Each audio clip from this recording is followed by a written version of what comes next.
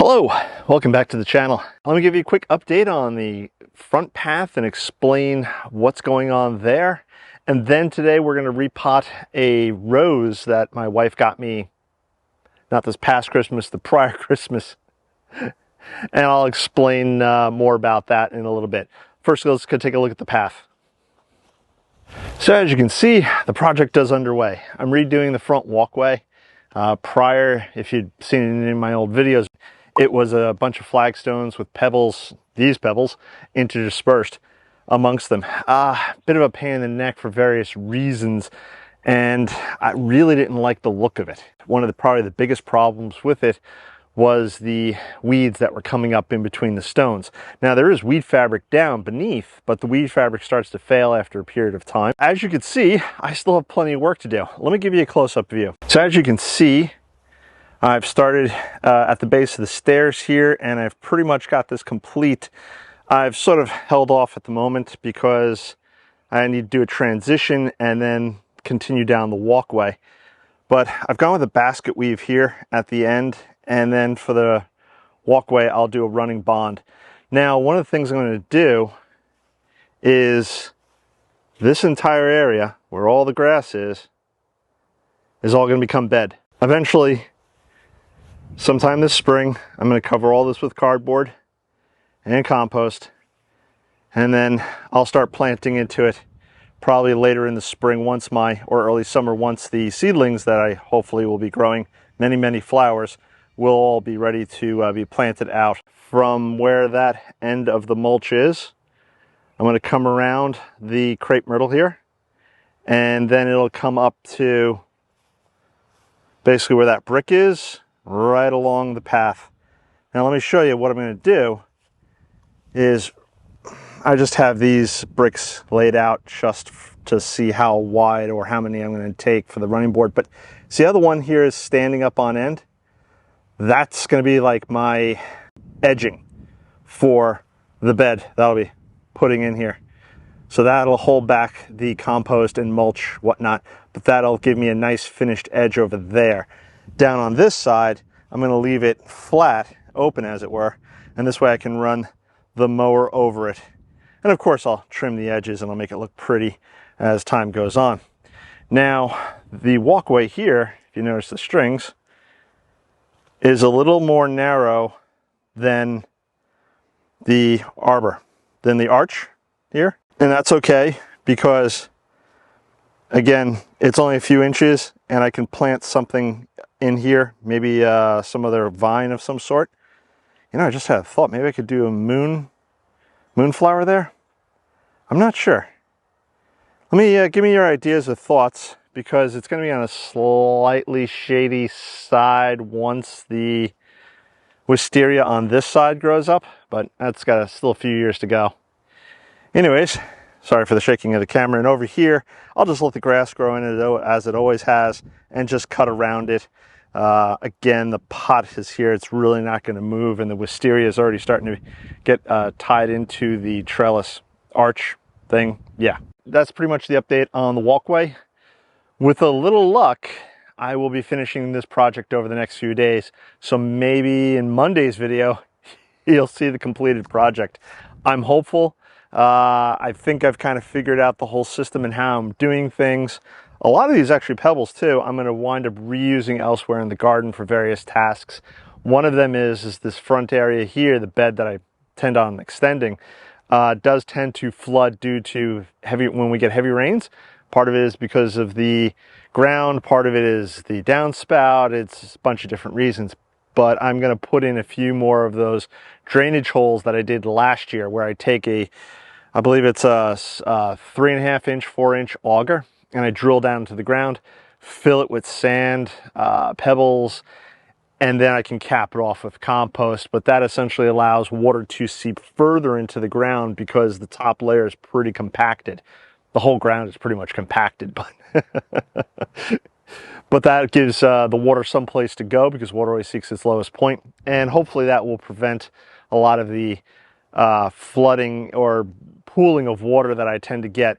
The other thing too is once I start filling this all in with compost, again, hopefully that will absorb a lot of the moisture, capped off with the mulch. Hopefully I won't have to do any watering up here if we get another dry summer, but we'll have to wait and see.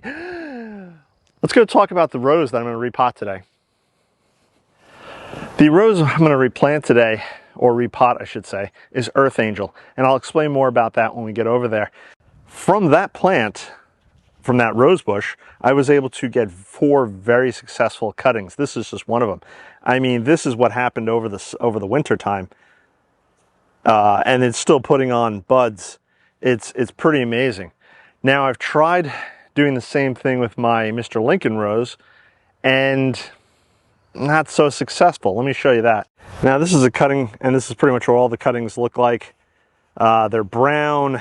They don't look very good. There appears to be a couple of buds on it, but I'm not hopeful. I keep watering it or making sure the soil stays moist just in case. But I don't know. I don't think it's gonna do anything. Although I could be wrong, I often am. I'm no gardening expert. If you've ever propagated roses before, or you've had problems propagating roses, please let me know in the comments below. Am I doing something wrong? Am I doing something right? I don't know. Again, the Earth Angel took off, no problems. Mr. Lincoln, same exact thing. I, cut it the same exact way, planted in the same exact medium, just not so great. But let's go look at the mother plant and see what that's doing. Okay, so here's the Earth Angel rose, and I decided to keep this in a pot up here on the deck because it just looks lovely. And why not have a potted rose up here on the deck? But it's that time of year, I believe, to give it a trim. If I'm wrong, correct me in the comments below. But as you can see as well, the soil has fallen. It's compacted. It's gone down in the pot. So what I'm going to do is I'm going to give this guy a trim back, and then I'm going to try to pull him up out of the pot. I have some cardboard over here that I can put him on to try to minimize the mess on the deck. And then we'll put fresh potting soil in, and I'll probably mulch right on top as well. Now, I'm not going to feed this guy today. We're still in February. He probably will put on maybe a little bit of growth before spring, but I'm not expecting much. And I can fertilize him in the springtime, probably right after the first frost, I would say. That's probably the best bet. But again, if I'm wrong, please leave a comment below. I'm in growing zone 8A. First frost is around, or last frost, I should say, is around April 1st. So that's probably when I'll fertilize this guy, because I really don't want to start putting on a lot of new growth and we get hit with a late season hard freeze, and then that new growth gets damaged, and then I have to cut it all off. And the plant will survive. It's just not going to be fun to look at all that brown growth. Anyways, let me stop prattling and start getting to work. So I've got my handy dandy Velcros, and before I do that though, I'm going to put on some gloves because roses tend to be a bit bitey. Also, if you hear a bit of sawing noise in the background, I do apologize. Some neighbors are getting some work done. I could probably wait till later on this afternoon to film this, but by that point, I plan on being very dirty and filthy from doing more work up at the front walk. Anyways, now if you look at a rose bush, you should see lots of little growth nodes, which is great. So you can always trim it back to that. Again, I'm no rose expert, but this has just been my experience with roses. So again, because I'm going to be repotting this and sort of upsetting the root system, even though she's kind of ish dormant, again, I'm in growing zone 8A. It's been very mild this winter, as it typically is. Anywho, so I'm going to try to give this a semi-uniform appearance and take it basically to the same level. I'm also going to look to trim out any cross branches or branches which might start crossing. Yeah, it's amazing. I'm looking at this now, and it is putting on new growth, just crazy. But again, it's been fairly warm. Today is supposed to be 70, but the next few days, temperature's supposed to be dropping, and then it'll probably pick up again. It's the ebb and flow of the season. So I'm just going to, let me see if I can pull up my phone and show you this. So there's a new bud. And we're just going to come in right above that new bud and cut. Ta-da!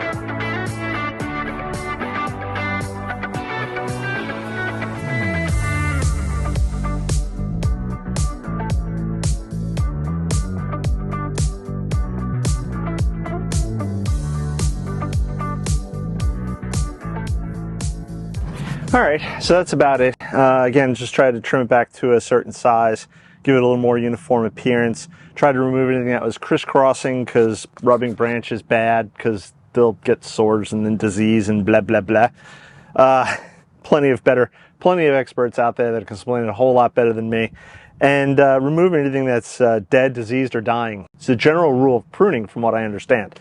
So now the next trick is to get it out of the pot without getting myself all cut up. Okay, so as you can see, I got it out of the pot. It wasn't easy, and I don't have a pot knife. So I used an old lawnmower blade to give me a hand here. Not your traditional gardening tool. It looks good. Getting my gloves back on before I stab myself. I actually did get a bit of a prick when I was pulling it out of the pot here. Got some good roots. Looks pretty healthy. Now this rose did actually do very well up here on the deck last year in the pot here. So one of the things I noticed was I have drain holes on the bottom. I think that's one of the reasons that the soil did settle was because, not because of the drain holes, but because some soil had leaked out. Not much, let's say maybe a cup. It's not a lot. The other reason is just soil compactation. Compactation, is that a word? The soil compacted a little bit. I can only imagine that if I'm going to scrape some of this soil away here.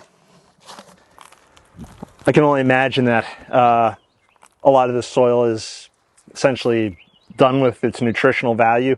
It's been in here over a year. New potting soil, it'll bring fresh new nutrients to it. And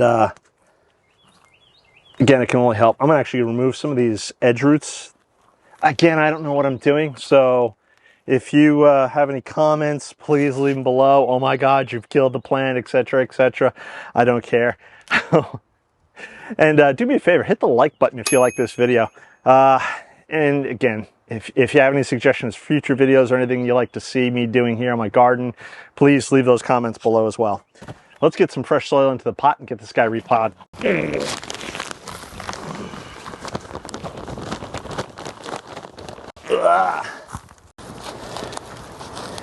I was watching a video recently, and I can't remember what the plant was, but somebody went to the extreme.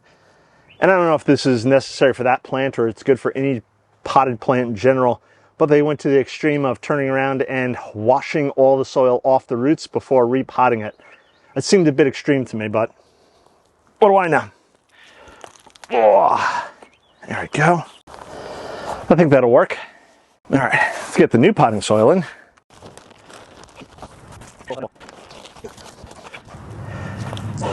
All right, that doesn't look half bad. So this guy was way low in the pot because the soil compacted, and I think little bit of the soil leaked out of the drain holes in the bottom. So I pulled it out of the pot, cleaned up some of the soil around the roots, emptied out the pot, of course. All the old potting soil will go into the compost pile to be recycled. And then, yeah, just repotted it. In case you're wondering, I'm using Daddy Pete's Sea and Farm. It's readily available here in the South. I believe they're over in North Carolina here someplace. I think more of the center of the state. Either way, they use all natural ingredients, seaweed and other stuff that they put into their potting soil. But it's very good. It's very nutritious, and it's local to me, so bonus. Yeah, this guy's ready to go for spring. Always remember to water your plant. We're supposed to get rain possibly tomorrow, but why take the chance? Water the plant now. That's going to do it for today. If you have any questions, comments, etc., leave them below. Please check out all the links I have below in the description. There's links to places where you can go buy yourself a Growing Green Finger t-shirt, my other social media. Anyways, I'm going to catch you on the next one. Bye-bye.